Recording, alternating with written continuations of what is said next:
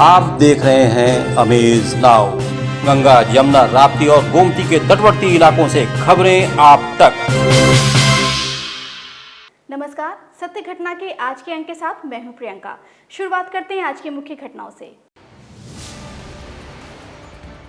पंडित दीनदयाल उपाध्याय की जयंती पर शुरू हुए गरीब कल्याण मेले का सीएम योगी ने किया उद्घाटन। गोरखपुर प्रवास के दौरान जनता दर्शन में सीएम योगी ने सुनी फरियाद। एसएसपी गोरखपुर ने 33 बदमाशों पर 25-25 हजार के घोषित किए इनाम।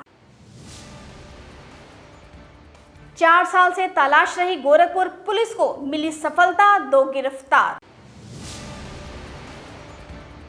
और आजमगढ़ गैस सिलेंडर ब्लास्ट में 10 गंभीर रूप से घायल। अब सत्य घटना विस्तार। अपने गोरखपुर दौरे पर पहुंचे सीएम योगी आदित्यनाथ ने आज जनता दर्शन कार्यक्रम में जन समस्याएं सुनी।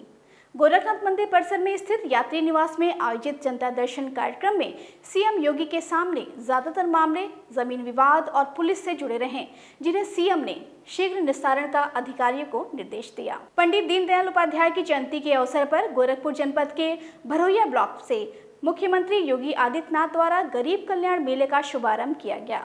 यह मेला गोरखपुर समेत 826 विकास खंडों पर आयोजित किया गया।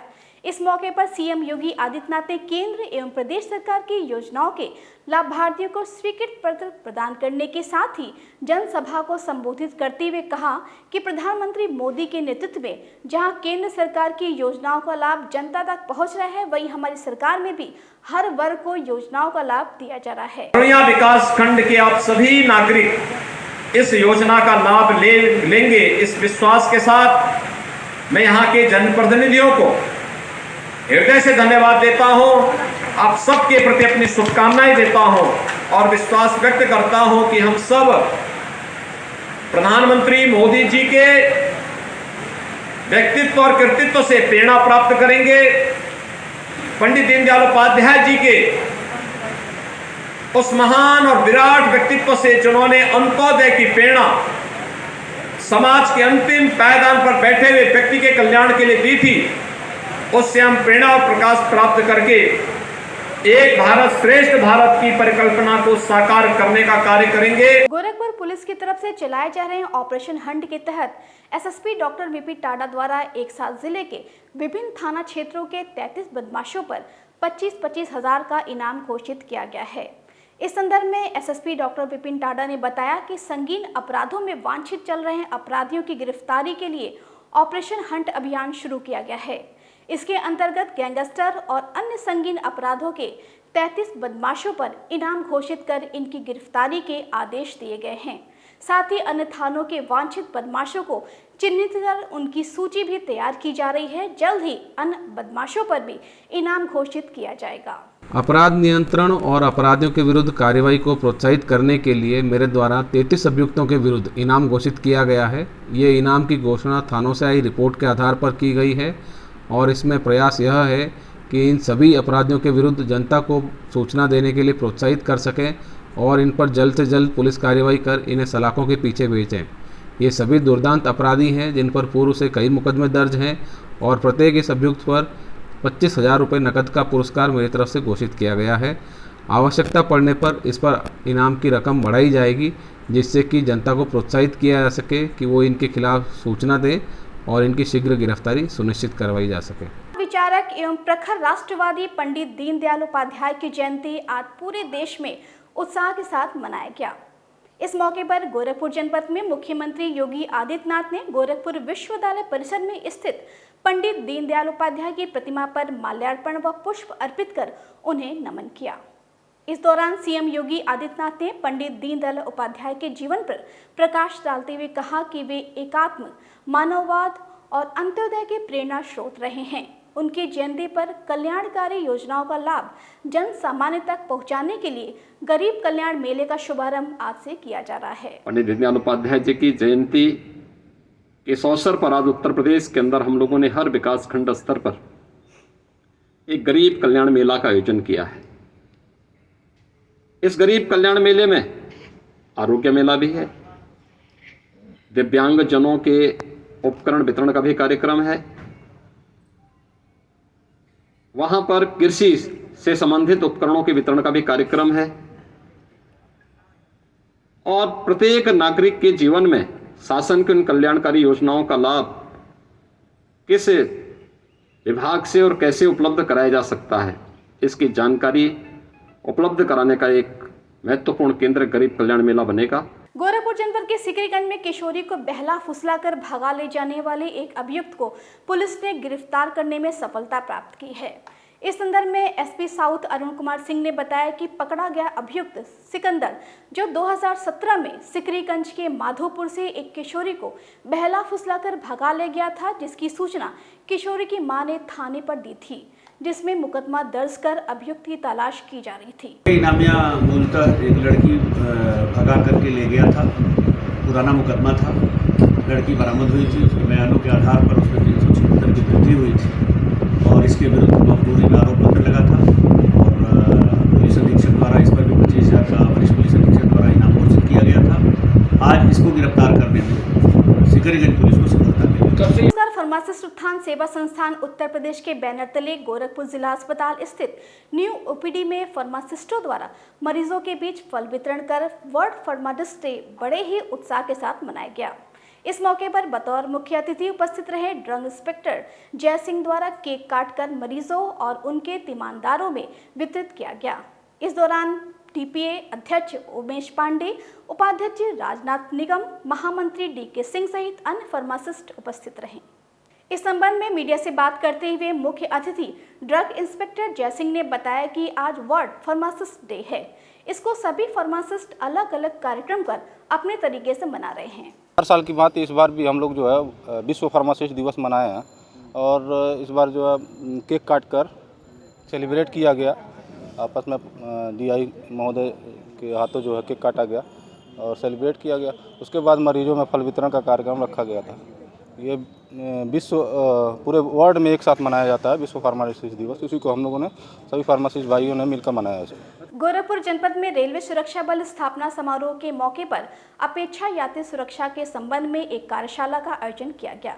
इस कार्यशाला में यात्रियों की सुरक्षा, महिला सुरक्षा, बाल श्रम सहित अन्य मानव संबंधी अपराधों को रोकने के लिए चर्चा किया गया। इस मौके पर रेलवे सुरक्षा बल के आला अधिकारी, कर्मचारी सहित अन्य समाज सेवी संस्थाओं के पदाधिकारी मौजूद रहे। मीडिया से बात करते हुए रेलवे सुरक्षा बल के आईजी ए के श्रीवास्तव ने बताया कि एक सप्ताह तक चलने वाले इस कार्यक्रम में यात्री सुरक्षा, वुमेन ट्रैफिकिंग संबंधी विषयों पर एक विशेष कार्यशाला का आयोजन किया जाता है। ये हम लोग का रेजिंग डे जो हर साल 20 सितंबर को आता है, जब हम अर्ध शासिक सैनिक बल बने थे, तो हमारा पूरे हफ्ते कई कार्यक्रम चलते हैं, कहीं परेड होती हैं, कहीं योगा होता है, पब्लिक कांटेक्ट के कार्यक्रम होते हैं। तो उसी क्रम में हमको एक नई चीज़ और हमने एक प्रयास किया है कि एक कार्यशाला आयोजन करी है और उसका शीर्षक हमने अपेक्षा दिया है कि हमारे स्टेक होल्डर्स, हमारे मीडिया कर्मी, कुली और ऑटो ड्राइवर्स, इसमें तरह तरह के हम लोग फील्ड के child welfare committees, gender sensitisation, women committees, इन लोगों के हम लोगों ने लोगों को बुलाया है, जिससे हमारे और उनके बीच में एक संवाद हो सके कि उनकी क्या अपेक्षाएं हैं और हमारे बल सदस्यों को समझ में आए कि इन अपेक्षाओं को पूरा करने के लिए उनको क्या प्रयास करने चाहिए। गोरखपुर जिले के पीपीगंज चौराहे पर सवारी बैठाने को लेकर 2 ऑटो चालकों के बीच हुई मारपीट का वीडियो सोशल मीडिया पर बहुत तेजी के साथ वायरल हो रहा है। आप वीडियो फुटेज में साफ देख सकते हैं कि किस तरह से ऑटो चालक एक दूसरे को मार रहे हैं और इस दौरान वहां मौजूद लोग तमाशबीन बनकर वीडियो बना रहे हैं।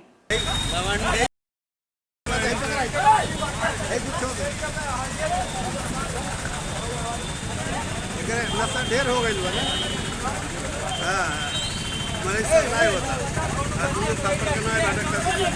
गोरखपुर जनपद के गघा में हुए अपहरण और हत्या के मामले में वांछित चल रहे 25,000 के इनामिया अभियुक्त को पुलिस ने गिरफ्तार करने में सफलता प्राप्त की है।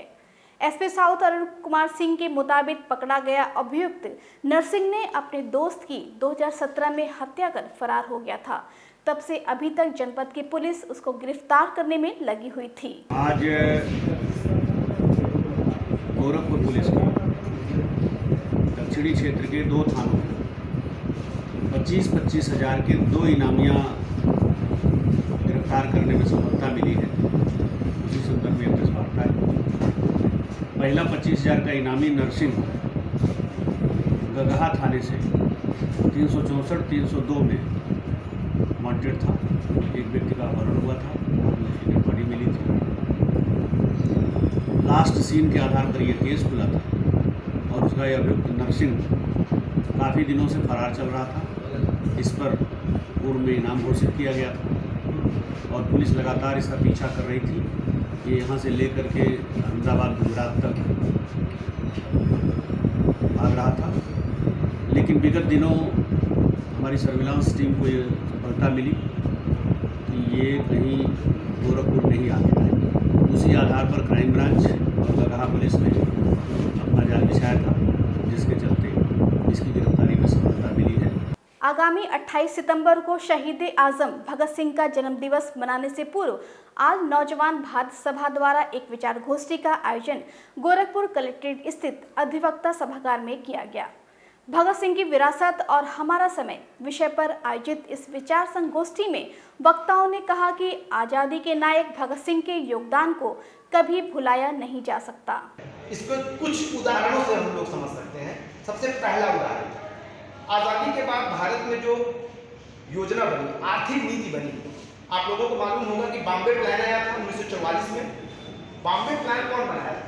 बॉम्बे प्लान टाटा बिरला प्लान आया था और टाटा बिरला प्लान में 3 चीजें थी। जिला कांग्रेस कमेटी गोरखपुर के तत्वाधान में आगामी 12 अक्टूबर को पार्टी की राष्ट्रीय महासचिव प्रियंका गांधी के आगमन की तैयारियों को लेकर ट्रांसपोर्ट नगर स्थित पार्टी कार्यालय पर एक बैठक आयोजित किया गया।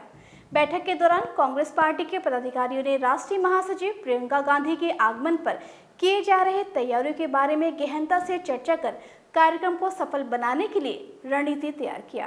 ग्राम सभा और न्याय पंचायत की पूरी कंप्लीट आगामी 2022 की तैयारी को मजबूत करने के लिए ये बैठक हो रही है और आने वाले हमारी राष्ट्रीय महासचिव आदरणीय प्रियंका गांधी 12 तारीख को गोरखपुर में उनका आगमन है। प्रतिज्ञा रैली के हम वचन निभाएंगे, जिसको लेकर के उनका संबोधन गोरखपुर में चंपा देवी पार्क में है, जिसकी तैयारी को लेकर के हम आगामी तैयारी कर रहे हैं, जिससे उनके आने में हमारी जल बल थल वहाँ पर अधिक से अधिक रहे। इसलिए ये बैठक आज की यहाँ पे की जा रही है। अखाड़ा परिषद के महंत नरेंद्र गिरी के मौत के मामले की जांच सीबीआई से कराने के प्रदेश सरकार के फैसले पर किन्नर अखाड़ा परिषद की महामंडलेश्वर आचार्य लक्ष्मी नारायण त्रिपाठी ने स्वागत किया है। अपने गोरखपुर प्रवास के दौरान किन्नर अखाड़ा परिषद की महामंडलेश्वर आचार्य लक्ष्मी नारायण त्रिपाठी ने कहा कि इस जांच से उन्हें न्याय का भरोसा जगा है। इसके साथ ही उन्होंने यह भी कहा कि किन्नर समाज को किसी पहचान की जरूरत नहीं है, इसके लिए ही अखाड़ा परिषद का गठन किया गया है। कनकेश्वरी नंदगिरी को उर्फ किरण माई को महामंडलेश्वर बनाया। उसके बाद हमारा कभी आगमन नहीं हुआ, चाहे किन्नर अखाड़े की अध्यक्षा उत्तर प्रदेश कौशल्यानंद गिरी या महामंडलेश्वर और सारे महामंडलेश्वर हमारे कल्याणी जी हैं, कौशल्या जी हैं और हमारा, क्योंकि जब भी किसी को महामंडलेश्वर बनाया जाता है तो हम उसके क्षेत्र में जाते हैं। और अगले महीने कनकेश्वरी नंदगिरी गोरखपुर में और पीपीगंज में हवन करने जा रही हूँ। उसका रूपरेखा और हमारा आगमन इसके लिए भी था कि बहुत साल हो गए थे और 2 साल तो और भी कोरोना ने ले भी था कि हमारा आना ही नहीं हुआ। तो इस बार कनकेश्वरी जिस तरीके से आगे बढ़ रही हैं उनको सपोर्ट करने के लिए और उनकी पूरी रूपरेखा अक्टूबर का जो कार्यक्रम नवरात्रि की बाद होगा उसको पूरा व्यवस्थित ठीक ठाक करने के लिए और एक कमेटीज़ बनाने के लिए किन्नर अखाड़े की कमेटी जो हमारी गोरखपुर की रहेगी, उस सब चीज़ के लिए मैं आई। रोटरी क्लब गोरखपुर और गंगोत्री देवी महिला महाविद्यालय एवं स्कूल ऑफ नर्सिंग गंगोत्री देवी के संयुक्त तत्वाधान में स्वास्थ्य परीक्षण एवं रक्तदान शिविर का आयोजन किया गया। इस दौरान वरिष्ठ चिकित्सकों के एक पैनल द्वारा महाविद्यालय की छात्राओं का स्वास्थ्य परीक्षण कर उन्हें उचित सलाह भी दिया गया। इस मौके पर महाविद्यालय के प्राचार्य डॉक्टर पूनम शुक्ला और छात्राओं सहित अन्य लोग उपस्थित रहे। गंगोत्री देवी महिला महाविद्यालय और नर्सिंग कॉलेज के द्वारा रोटरी क्लब के संयुक्त तत्वाधान में एक बृहद कार्यक्रम का आयोजन किया गया है, जिसमें health awareness, health checkup, blood donation और उसके साथ बच्चों की शंकाओं का समाधान भी किया जा रहा है। आजमगढ़ जनपद के निजामाबाद थाना क्षेत्र स्थित संघईपुर जुगियाने में खाना बनाते समय एक घर में गैस सिलेंडर फट गया, जिसमें करीब 10 लोग घायल हो गए। आपको बता दें कि निजामाबाद थाना क्षेत्र के संघईपुर जुगियाने गांव निवासी लालमन की बहू साधना बीते शुक्रवार की शाम गैस पर खाना बना रही थी। इस दौरान गैस रिसाव के कारण सिलेंडर में आग लग गई। जब तक वह कुछ समझ पाती तब तक सिलेंडर ब्लास्ट हो गया। सिलेंडर फटने से लालमन एवं शहबाज के घर की छत गिर गई। इस घटना में करीब 10 लोग घायल हो गए।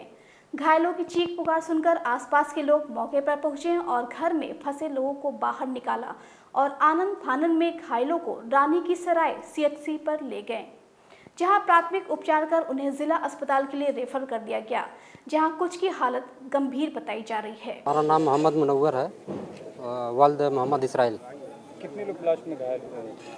अभी तो सर यहाँ 9 लोग आए हुए हैं, हो सकता है 1-2 लोग वहाँ पे बचे हों, छोटे हों। क्या गंभीर रूप से भी घायल हैं? बहुत गंभीर रूप से घायल है, बहुत जितना ना कहे।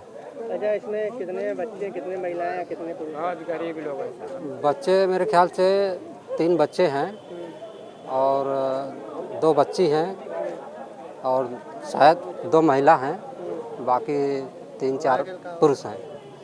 आपके घर के भी कोई झुलसे हैं क्या? हमारा एक भाई है। कितने मकान ध्वस्त हुए ब्लास्ट से? मकान तो एक ही ध्वस्त हुआ है। कैसे घटना घटी है? ये सर खाना पकाने के लिए वहाँ पे स्टार्ट किए हैं गैस, वो लीकेज रहा होगा तो वही जो है आग लग गई है। सत्य घटना के आज के अंक में बस इतना ही। तेज, सटीक और ताज़ी घटनाओं को जानने के लिए जुड़े रहें आप अमेज नाउ के फेसबुक पेज, यूट्यूब चैनल और वेब पोर्टल से। इसी के साथ अनुमति दीजिए, नमस्कार।